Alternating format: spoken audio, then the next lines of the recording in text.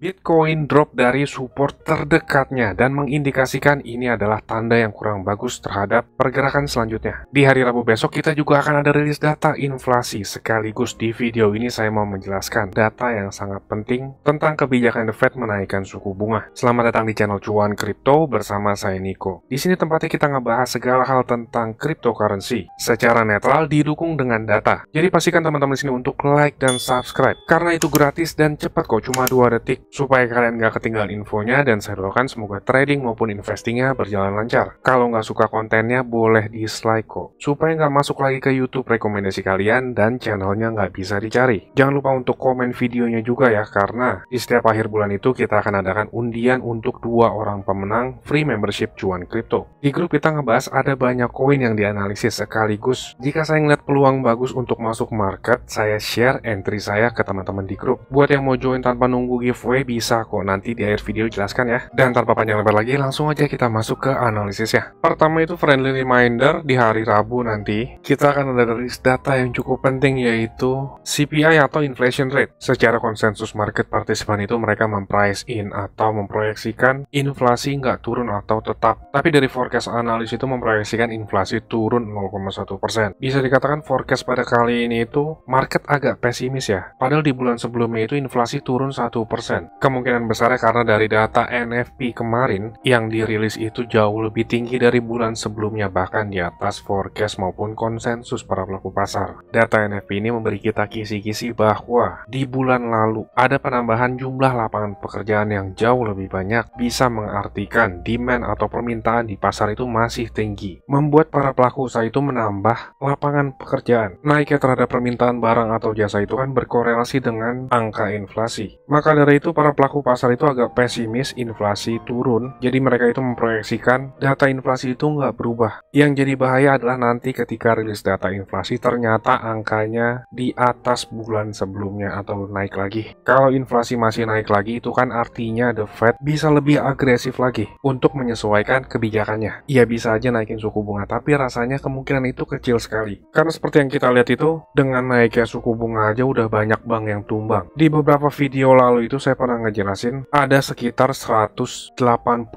bank yang memiliki potensi resiko sama seperti SVB. Dan kalau kita ngeliat data lebih dalam lagi, sebenarnya data yang sebelumnya restrict atau terbatas untuk Federal Reserve. Tapi tenang aja, Cuan Kripto itu memiliki sumber data yang banyak. Sekarang kita memiliki datanya tentang impact atau dampak dari kenaikan suku bunga. Kalau kita ngelihat di sini datanya itu ada 722 bank yang dilaporkan memiliki unrealized loss melebihi 50% dari kapitalnya. 31 bank di sini dilaporkan bahkan sampai negatif dari level equity-nya. Ini merupakan data yang bahaya banget loh. Kalau kita ngelihat dari data deposit di bank-bank yang tersedia di US, pada saat ini itu udah mulai menurun. Artinya banyak masyarakat atau nasabah itu menarik uangnya dari perbankan. Turun di grafik ini menunjukkan banyak orang yang udah mulai nggak percaya dengan sistem perbankan dan mulai beralih ke aset lain. Dilaporkan juga sekitar setengah dari masyarakat di US khawatir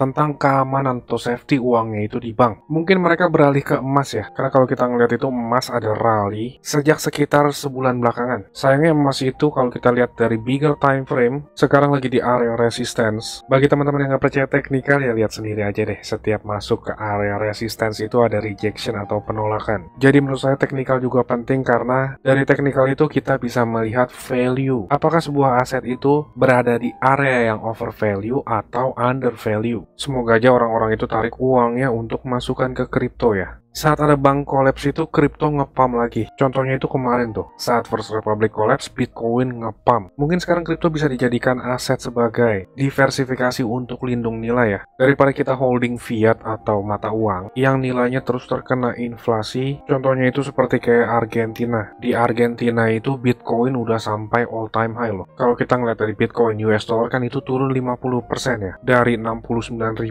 ke 30.000. Tapi di Argentina malah justru sebaliknya Bitcoin malah all time high karena mata uang Argentina itu sedang mengalami inflasi yang sangat tinggi. Masyarakat di sana itu percaya Bitcoin itu lebih bernilai daripada mata uangnya. Karena memang mata uang itu bernilai ketika kita percaya uang kertas itu ada nilainya. Saya pernah ngejelasin tentang kebobrokan bank. Nanti di akhir video saya akan cantumkan link videonya juga ya. Tahun 2010 Pak Wapres itu juga bilang loh, kepercayaan adalah faktor penting untuk nilai mata uang. Kalau orang-orang nggak percaya ya nilai mata uang bisa-bisa nggak ada. Tapi sayangnya lagi untuk kasus yang Argentina tadi ya, pemerintahnya itu memban atau memblokir akses pembelian Bitcoin ke customer. Di sini jadi muncul pertanyaan, sebenarnya itu yang berkuasa itu pemerintah atau para banker ya? Kalau menurut banker terkenal dari Jerman sih, yang mengontrol money supply, mengontrol sebuah negara. Kayaknya sih ini obrolan pinggir jurang ya.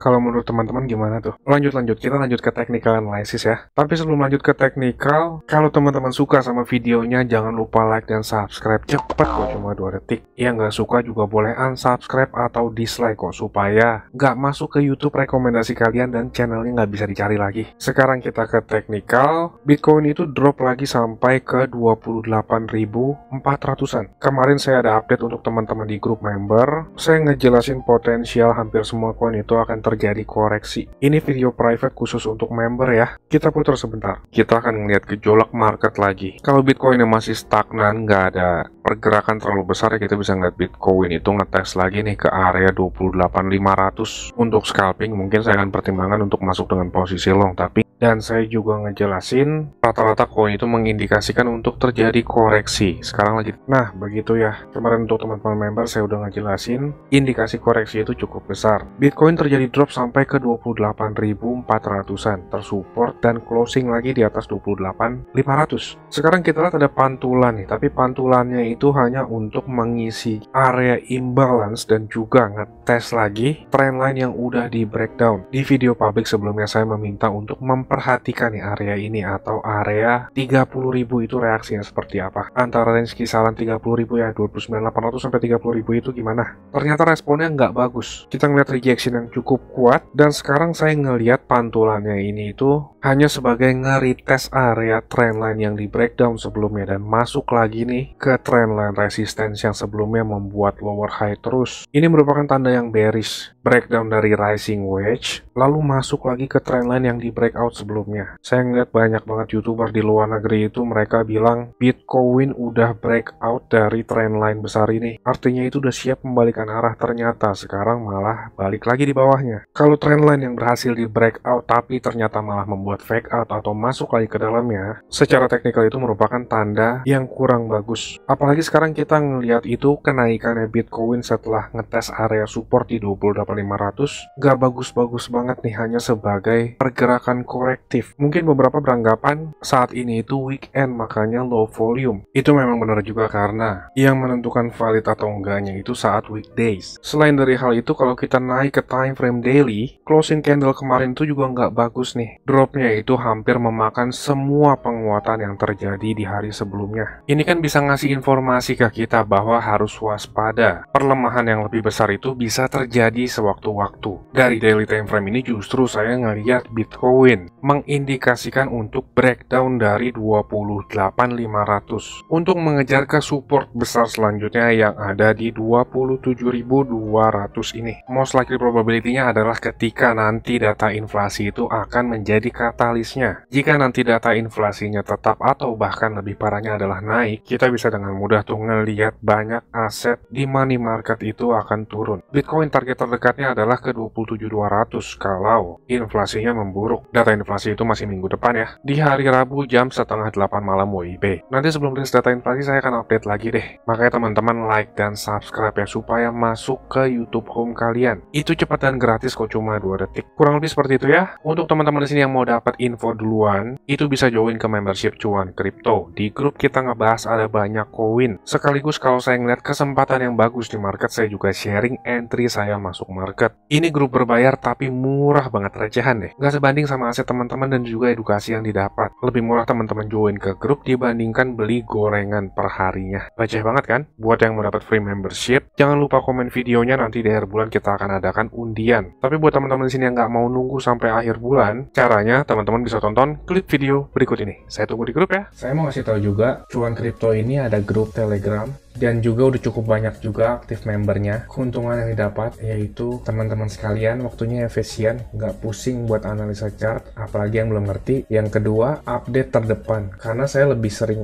update dan aktif di grup tersebut ya. Yang ketiga, teman-teman sekalian dikasih tahu kapan waktu terbaik untuk beli koin, dan itu biasanya barengan saat saya juga beli koin. Yang keempat, ada diskusi grup chat buat ngobrol sesama member, saling kenal dan tanya jawab. Dan yang terakhir, teman-teman bisa request koin untuk dianalisa. Ini grupnya nggak gratis ya teman-teman, tapi tenang, harganya murah kok, yaitu Rp199.000. Tapi tunggu dulu, karena diskon buat teman-teman sekalian jadi Rp99.000 doang. Atau kalau dihitung, itu sama aja kayak Rp3.300 per hari. Ini biaya per bulan ya teman-teman. Rp3.300 tuh murah banget ya. Harganya sama kayak parkir di pinggir jalan. Tapi kalian bisa dapat manfaat yang cukup banyak dari grup ini. Ini harga promo ya teman-teman, cuma buat 100 pendaftar pertama. So jangan sampai ketinggalan ya, karena tinggal sedikit banget slotnya. Teman-teman bisa ngeliat sendiri ada 92 member aktif, dan saya kebanyakan lebih aktif di grup ini. Dan juga setiap ada peluang, saya selalu kasih tahu ke grup ini kapan untuk entry-nya. Bisa lihat di sini ada 3 video yang di unlisted dari YouTube, karena ini khusus untuk member dari grup tersebut. Kalau kalian berminat, saya akan kasih link Telegram di kolom deskripsi. Kalian tinggal chat, saya berminat gabung. Ditunggu di grup ya. Capek kan beli pas lagi tinggi, jual pas lagi rendah? Ayo, buruan gabung grup ya. Saya pamit dulu, salam. Cuan kripto, cuan terus.